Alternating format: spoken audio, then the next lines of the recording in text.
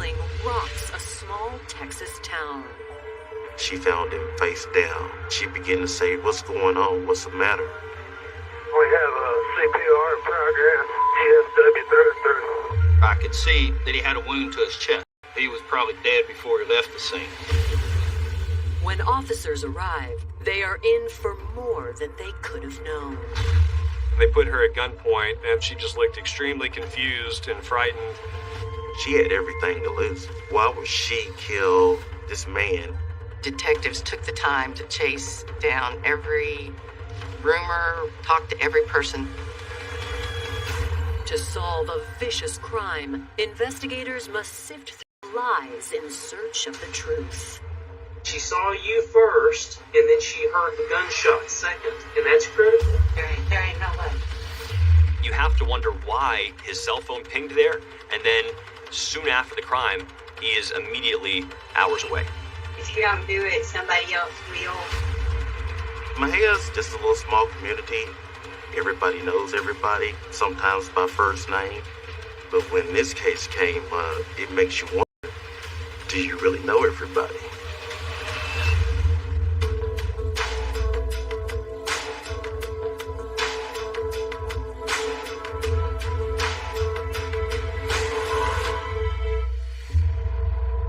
March 31st, 2011. Just after 7 a.m., operators in Mahia, Texas get a frantic 911 call. 911, that's your emergency. I don't know that. Somebody shot you. It's not me. It's not me. It's Rose. It's Rose. Oh my God, Rose. She sounded very out of breath, panicked and upset. It was very fuzzy, but it was clear that she was saying that somebody had been shot. With limited information, police are dispatched to the potential shooting at a local scrapyard. One white male down, middle age. Still trying to obtain identity information. Clear for the advisor en route. Police learn from the caller that the victim is 56-year-old Ray Jacoby, the owner of the scrapyard. As the police officers pull up on scene, you're able to see a woman standing by the gate with her hand up on the gate, and it appears that she's on a phone, and Ray is laying next to her on the ground face down. We roll him over, start. As paramedics work to save Ray's life, police are anxious to secure the scene. I noticed out of the corner of my eye there was a police officer knelt down, one knee on the ground with his pistol drawn, pointing it toward the back of the scrapyard. I said, "What are you doing?" And he said, "We think the shooter's back here." And I was like, "Oh crap, let's get this guy and go." So at that moment, we basically just scooped the guy up onto a backboard, threw him on a stretcher in the ambulance, and we cleared the scene. Could y'all contact the hospital for us? Tell them we have a CPR in progress. GSW through and through. With Ray on his way to the hospital and the potential of an active shooter, backup arrives to help clear the vast scrapyard property. Among them is Sergeant Rodney Irvin, who recognizes the 911 caller as 54-year-old Mary Jacoby, the victim's ex-wife and business partner. I knew Mary and Raymond from dealing with them personally, just from being a customer and due to some criminal investigations that led me to their business. It was just tragic. You really don't know what's going on in their life.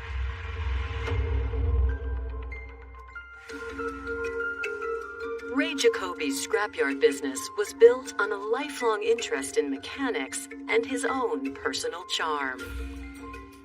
He was born April 30th, 1954. He was very well-liked and light-hearted, laid-back. Dad loved working on cars and any and all equipment. He could make just a pile of junk run. Raymond, from a pretty early age, was around cars. This was something that defined who he was. It wasn't just his chosen career when he eventually opened a salvage yard. This was his passion throughout his entire life. Ray started racing on dirt tracks when he was just a teenager. After a short marriage right out of high school, Ray fell in love again with a woman named Diane Petty. He met my mom at the R&R Saloon. That was a place to stop and have breakfast. Mom was a waitress there. Mom always said Dad was handsome and he was nice and happy. Diane and Ray married in the mid-70s, and their son Ron was born in 1977. Though Ray tried to commit to domestic life, his first love was always the track. Mom thought that he was pumping a little too much attention and time into the race car. Dad begged her to not leave. He really loved her. He did not want Mom to leave. I've heard that from Mom. And, irreconcilable difference. After the divorce, Ray was a fixture around California's 80s dirt track scene, which is where he met Mary Green. Mary was a trophy girl. Back in the day, the gals would hand the trophy to the guys after they won the trophy dash or the main event. Mary was a single mother, so her priority, of course, was her young son, Chapin, and she would do a lot of different jobs that are what she described as man's work. She didn't have any fear of getting her hands dirty. She was a little bit of the hippie, and Dad was a little bit more, I'll have a whiskey, and that's good enough for me. Ray found something that he was wildly attracted to in Mary. They began to date for a number of years and then finally tied the knot in 1983. Newly married, Ray and Mary moved to Trout Creek, Montana to start their new life. Dad told me that Montana was the cheapest place to live. The goal was to go there and build Tusker Speedway, a dirt track. Those were pretty good years with Mary. We were all pretty happy. But as Mary and Ray ran the racetrack together, they soon realized that maintaining romance and a business partnership wasn't in the cards for them. There was certainly some complaining about money from Mary's side. Dad used a lot of her inheritance money for part of the track. He was probably a little too giving and a little too easygoing, wanting everybody to have a good time. So when the track was done, it was free beer for all, and it shouldn't have been. After decades of fighting, the couple divorced in 2003.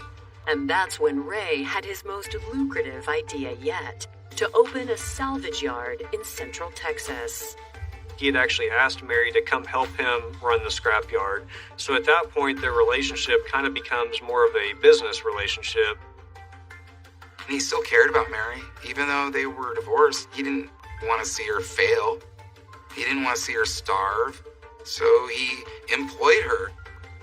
Ryman set up a warehouse that he bought and remodeled and made into a living quarters approximately 1 block away from the scrapyard for Mary to reside in. The unconventional relationship seemed to work, but 55-year-old Ray still longed for a romance that would last.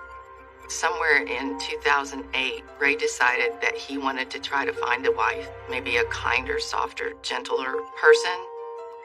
About the time where he started going to the Philippines, trying to find a companion to spend the rest of his life with. Ray legitimately was looking for somebody who he had chemistry with. Ray found what he was, a single mom living in Manila. They began writing letters back and forth and communicating, and that was something that Ray was big on, was if somebody will sit down and write you a letter, then you know that you mean something to them. They started having phone calls and hit it off pretty well. On May 3rd of 2009, he went to the Philippines and spent 2 weeks over there. I know that was second or third pen pal girlfriend he met over there, but the first one that he felt really good about. He thought, this is the gal for me. He had proposed to her, and she thought he was kidding. And he said, no, I'm serious. I will petition for you to move to the United States and marry me if you want to do that. And so she told him that she would do it. Ray applied for a fiancé visa and arranged for Atina and her young daughter to move into his home in Central Texas.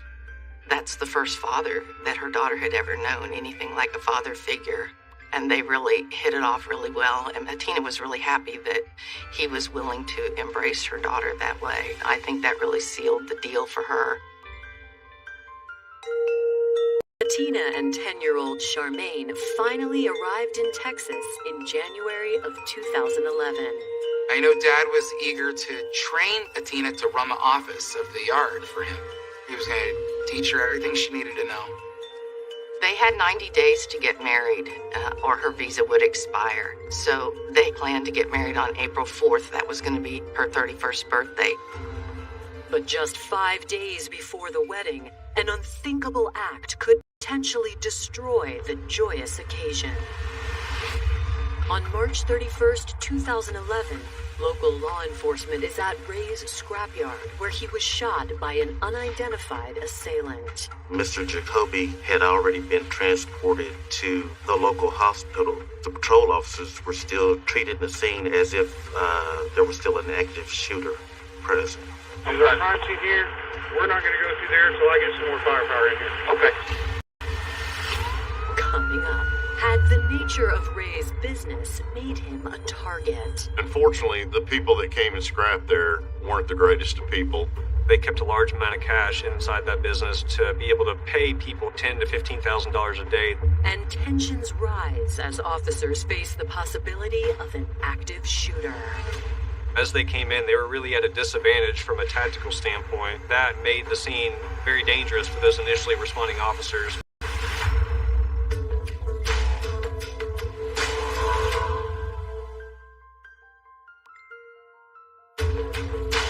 Enforcement officers in Mahia, Texas, have surrounded a local scrapyard where its owner, Ray Jacoby, was found shot near the front gate. With Ray en route to the hospital, detectives turn to the 911 caller, Mary Jacoby, a familiar face to police. A lot of investigations that we did have led us to the scrapyard. I went over there looking for stolen pieces of merchandise. They were cooperative in telling me who had brought it in there. So I was familiar with Mary Jacoby, so I went over and asked her what had happened. She had called Ray, I believe around 6:50 in the morning, and said that she was coming around to the scrapyard. Ray was eating breakfast, and he said he'd open the gate when he was done.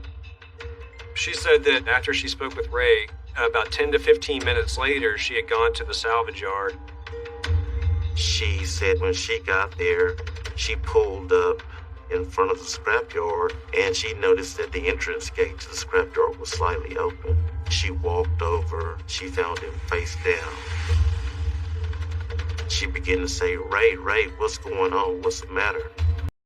He had made a noise that she described continually as kind of like, or like a coughing sound, and that she didn't know what had happened to him at first, but that she then went to try to roll him over and couldn't. She sees the bullet hole, then goes back to her car, gets her phone, calls 911. Though Mary can't think of why anyone would want to harm Ray, investigators have begun speculating. The first thing that pops in your mind, this guy has a scrapyard. Hear rumors about this guy that he's got money. The salvage yard being a cash business, obviously they kept a large amount of cash inside that business to be able to pay people $10,000 to $15,000 a day they would pay out. Unfortunately, some of the people that came and scrapped there weren't the greatest of people. Knowing that there was a large amount of money at that location from time to time, it was a concern that it could have been a robbery.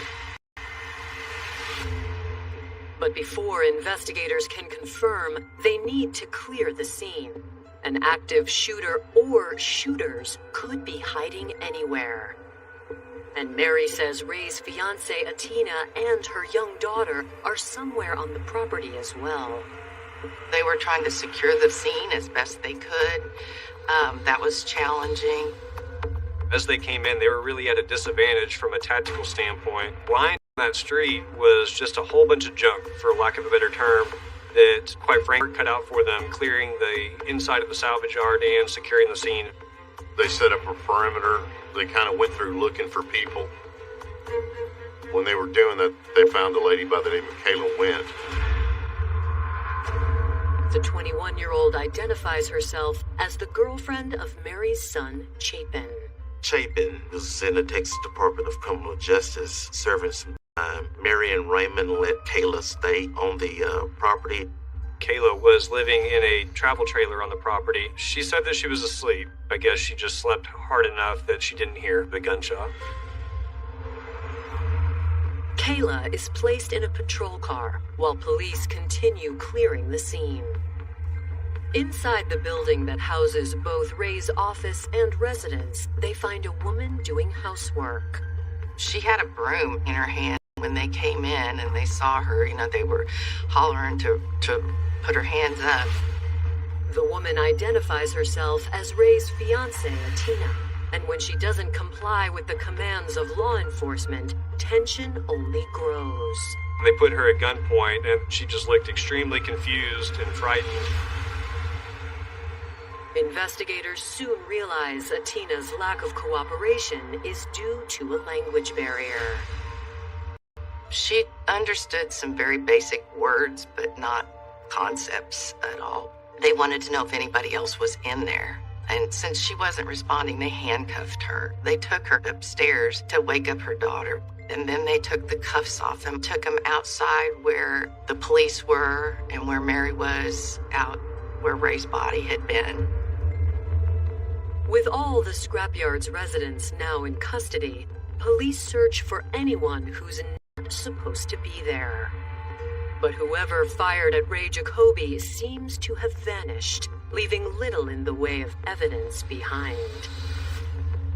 They did locate, I believe it was 2 bullet holes in the fence that they believe could have been in the same trajectory of where Ray's body would have been standing when he was shot.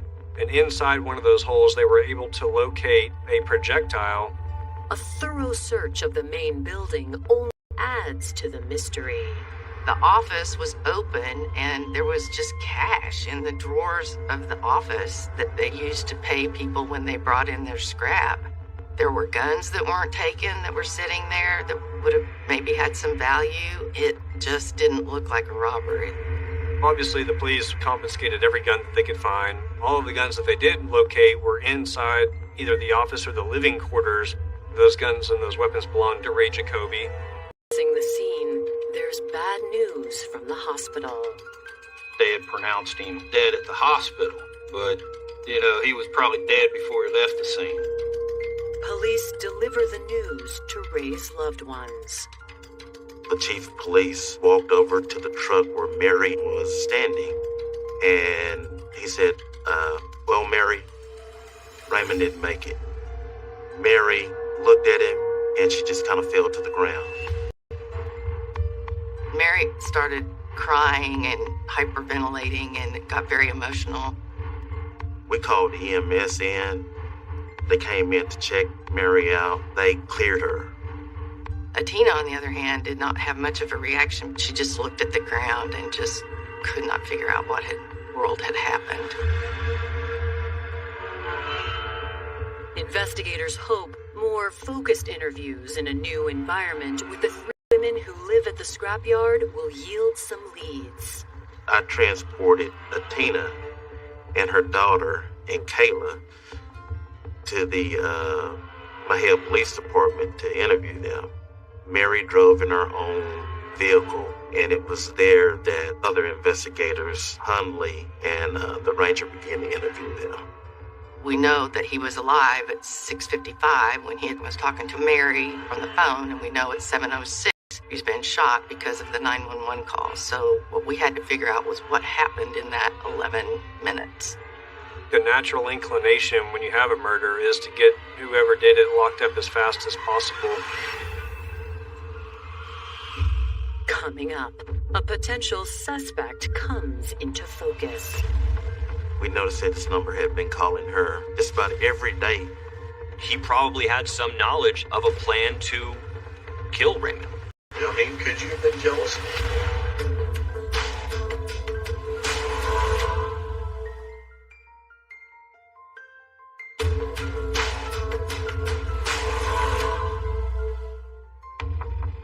March 31st, 2011.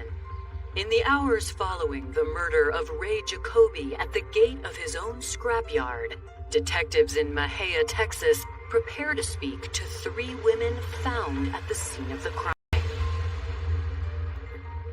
Kayla was a girlfriend of Mary's son, and she stayed in her travel trailer on the property. She did not hear any loud noises. She didn't hear anything until she was woke up by the police. In her interview, Kayla was very evasive in her answers. The trailer that she was asleep, and so the answers to her question typically were, don't know, I don't have any information. Her interview wasn't that long. She didn't respond well to police. Investigators turn their focus to Ray's fiancée, Atina, and find a way to break through the language barrier. I remember her telling me, "I can understand you if you speak slowly." Atina confirms what Mary told police on the scene about talking to Ray on the phone. Do you remember what Raymond said to Mary on the telephone this morning? I just heard, okay, I'm just waiting there. I'm just to finish my breakfast in a minute. That's it. She said he sounded like he was, kind of agitated by it because she was bugging him this early in the morning. After I cook breakfast, I clean in the office. When she was doing that, she went into the restroom. She looked out the window and she saw Mary sitting in her truck. I said to Raymond, Ray, Mary's outside. And he said, okay, I'm just to finish my breakfast. Oh, so you told him that she was outside. Yeah. Did you see her in the truck, or did you just see the truck? I've seen in the truck, and I've seen Mary inside. You saw Mary inside the truck? Yeah.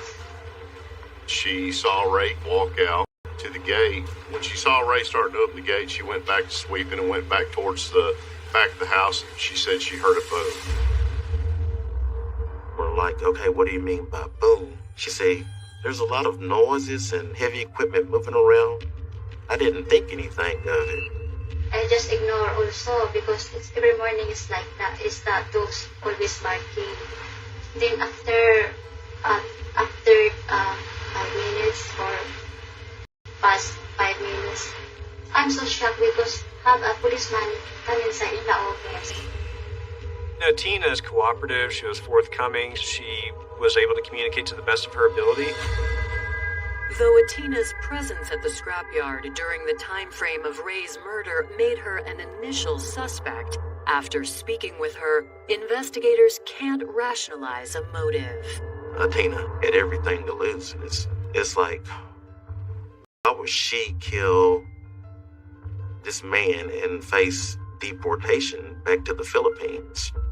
That's the last thing that you would want to see happen, and have all your dreams shattered a week before you were to get married. Investigators ask her if she noticed any conflict between Ray and his ex-wife, Mary Jacoby. Do you think Mary was mad at Ray? Mad at him? Did they argue? I don't know, sir. Because Mary and Raymond talk to each other. Do you think that Mary shot Raymond this morning? I don't know, sir. I really don't know. With the information from Atina in hand, investigators have their first real chance to question Mary. It says that she saw you first, and then she heard the gunshot second. And that's critical. There ain't no way. She's mistaken. There ain't no way. Because if that would have been the case, I would have seen somebody. When I called Ray, I was still in my house. Thought I might be around a little bit. He said that he was still eating breakfast. I waited, and then I went around. The gate was open a little bit, and when I got up there, he was on the ground. Investigators press harder, even questioning whether Mary was upset about Ray and Atina's upcoming wedding. I don't know. I don't know what y'all's personal life was like. I don't know that. Could you have been jealous of her? Mary insists she's happy about Atina marrying Ray. She was gonna clean my house and help take care of me after I retired. Why would I blow that? That's a ace in a hole. I'm doing good. Mary's acting how I've always known her to act, just kind of calm. Wasn't anything out of the normal. Mary also seems to be incredibly cooperative. Mary lets them see her phone, so now Chip is going through her phone, looking at her call log. Here's your dial calls. On March 31st today, I'm going to start with every call. Your first call, it shows, was to Ray. What time? 6:54 a.m. I said about 10 till. I was a few minutes up. As investigators scroll through her call history from the morning of Ray's murder, one contact stands out. Let's see. Who called you? Call, receive calls. The first call of the day, Dennis calls you at 6:01 a.m. Who's Dennis? Trying to buy a piece of property from me. Said he was coming down to see Benji had an appointment. They live in Dallas. He lives in Dallas? Yeah. Why would you could have a phone call while you're at work though, right? I mean, it's not like... Well, yeah, but that's just Dennis. Though the mysterious Dennis is a red flag, Mary seems to have an answer for everything, and investigators run out of questions. We decided to do a gunshot residue on all three of them. I did 2 of them on Kayla and Tina. The other investigator did the gunshot residue kit on Mary. Mary, what we got to do, since you were there at the scene, we have to swab your hands real quick for GSR. Have you washed your hands at all? Unfortunately, the results could take months to complete. Until then, the women are all free to go. Once we wrapped up all the interviews, they left together. With the women gone, investigators dig deeper into Mary's cell phone records and make a suspicious discovery. We noticed his number had been calling her just about every day, 32, 33 times. We were like, that's odd. It came back to Dennis killing. The same man who called Mary about an hour before the murder. Dennis was a former employee of the scrapyard as well. And a couple years prior to the murder, he and Ray had actually gotten into a fist fight. In her interview, Mary had claimed that Dennis was calling from Dallas that morning, nearly 90 miles away. When we tracked his GPS location, we actually found him in Mahia the morning of the murder. And then he was going back to East Texas, where he lived. You have to wonder why he was there, his cell phone pinged there, and then soon after the crime, he is immediately hours away. Investigators need to talk to Dennis Killey straight away. Unfortunately, it was tough to track Mr. Killey down. I would like to be able to find out the truth. Is it possible that Dennis was involved in the murder? Coming up, had a hitman cashed in a bounty on Ray's head. He just tensed up, and he was like, you know what? We need to end this interview, and he just shut down. He said you didn't do it. Said to make it look like a robbery, keeps a lot of money on it.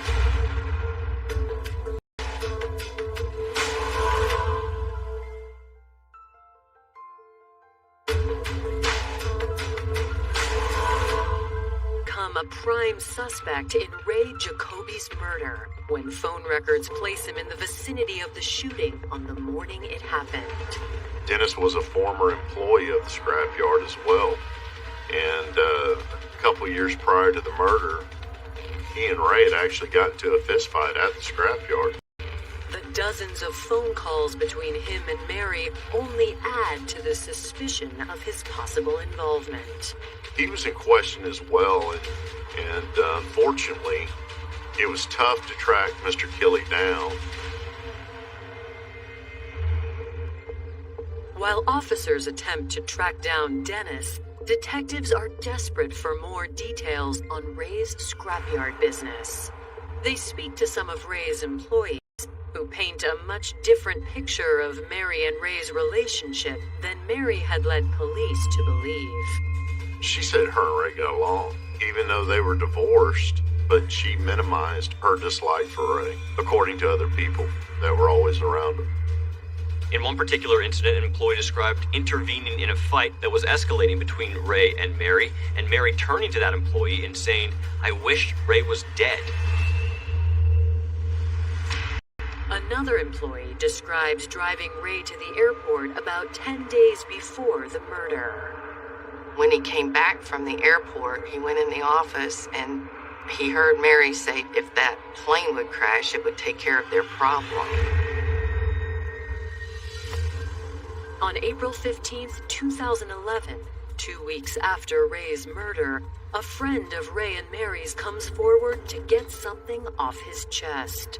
We had been looking for Dennis Kelly, and we hadn't been getting any leads. We're sitting at the office one day, and in walks Robin Dabney, and his wife, Kim Dabney. Robin sat down at the desk, and he took a long sigh. What can we do for you? What's up? A year and a half ago, Mary offered me $30,000 to kill Ray. He said, Mary wanted to give me $30,000 to kill Ray, and we're like, do what? I believe it was in October of 2009 when Ray had gone to see Atina the second time. Kim and Robin Dabney were having dinner with Mary in her fifth wheel in the scrapyard. And at the end of dinner, she asked Robin if he would kill Ray for her. He said you could do it. He said make it look like a robbery. It keeps a lot of money on you. She said she would find the body and that she would take care of them for the rest of their lives, basically. She had made several comments. If you don't do Took $15,000 and put it on the table and said, I'll give you half now and half when it's over. And Robin declined. He said, I'm not getting involved in that. And Kim backed the story up. Ultimately, the DA asked us to have them both polygraphed, and they both said they would. And they both passed with flying colors. We knew that Mary wanted Ray on at that point. Robin's statement is a huge piece of the puzzle for detectives, but it's not enough for an arrest. They needed to have a solid case to bring to the prosecution to present at trial. It was all circumstantial at this point. They didn't want to leave any stone unturned. On July 6th, 4 months after Ray Jacoby's murder, investigators finally tracked down Dennis Kelly. We got to working with the authorities up in Henderson County, and then we later learned that he was recently arrested on an unrelated charge and was currently in jail. Ranger Cantu and I went over to interview him. At first, Dennis seems forthcoming. He swears he had nothing to do with the murder and explains that the altercation between him and Ray all those years ago was just a misunderstanding. Ray thought Dennis had taken a tire or something from the scrapyard. Dennis said he did, and one or both of them were charged in that. Just kind of disorderly conduct type deal. When we began to question him about past history with law enforcement, I guess he just tensed up, and he was like, you know what, we need to end this interview. I felt like he thought that we were probing into some other area, and he just shut down. With Dennis refusing to talk, detectives are still looking for more evidence to bring charges in the case. Finally, in September, the gunshot residue test results come in. Been giving the GSR. The 3 elements that they're looking for are antimony, barium, and lead. And it needs to be in a high enough concentration on the same general location on your skin for them to be able to say that this is consistent with being gunshot residue. Tina and Kayla had one element on their hands, which is an element that is typical just from probably working in the environment that they were working in. Mary came back with all 3 elements, and I was like, oh boy, this ain't good for her. Detectives feel an arrest warrant is almost within reach, but they hope for one more piece of evidence to push them over the edge. From conversations that we had with missing, So it got to a point where it's like, okay, well, let's let her get in her own comfort zone. Since it's taking so long to make an arrest, maybe she will slip up and give us that key piece of evidence that we were looking for. The case drags on for months, then years, as authorities conduct hundreds of interviews. There were so many rabbit trails we had to go down in this investigation. That's probably why it lasted 5 years. It just always came back to Mary. We didn't want to just jump to that conclusion and immediately accuse the ex-wife. And of course, we just kept looking for the weapon. That would have been very nice to have. While investigators spend years chasing leads, Mary takes over the scrapyard. After Ray dies, Mary's walking around the scrapyard like she owns the place. To many people on the outside, it appeared that she had taken over the business entirely. Atina was scared. She was afraid of Mary. And then Mary was going over to the yard in and out there while Atina and Charmaine were trying to be, trying to get through this rough situation that had just occurred. Ron, Ray's son, hears where this comes in, takes over the yard, and before you know it, Mary doesn't have a job. Mary's son Chapin is released from prison in 2016, and with no job left for Mary in Mejia, the two move 300 miles away to George West, Texas, both hoping for a fresh start. Back in Mejia, Ray's loved ones wonder if justice will ever be served. You gotta be persistent, and if you don't go, make the wheel squeak, no one's gonna do anything. Ron and his mom, they were continuously calling us and when are you going to arrest Mary? When are you going to arrest Mary? Coming up, a new witness statement reinvigorates the case. We didn't have to prove she's the one that pulled the trigger. She's just the one that got him to the dance. Finally, we were getting what we had waited for.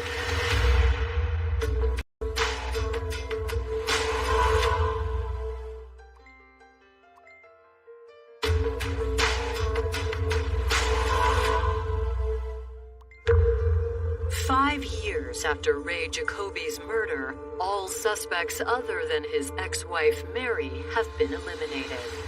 Of course, it's hard to hold on to a secret like that. We all thought at some point that she had talked to about it. But when no new information comes to light, prosecutors decide to take their chances with what they have. So the DA is going to take a gamble here because there is a lot of circumstantial evidence, but that gamble pays off with the grand jury. They come back with an indictment. Mary Jacoby is arrested on April 22nd of 2016. She had no facial expression. I really expected her response was going to be different, but when she just kind of smirked, it just showed you how cold she was. It was most certainly joy and some satisfaction. And feeling like finally we were, getting what we had waited for.